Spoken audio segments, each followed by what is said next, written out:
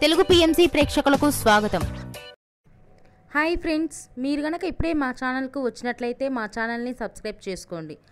Subscribe చేయడంతో పాటు పక్కనే ఉన్న బెల్ ఐకాన్ని క్లిక్ చేయండి.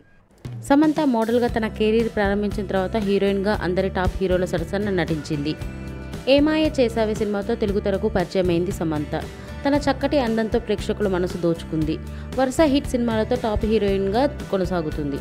సమంత తన లేటెస్ట్ ఫొటోస్ని అభిమానులతో పంచుకుంది. ఆ ఫొటోస్ని మనం కూడా చూసేద్దాం.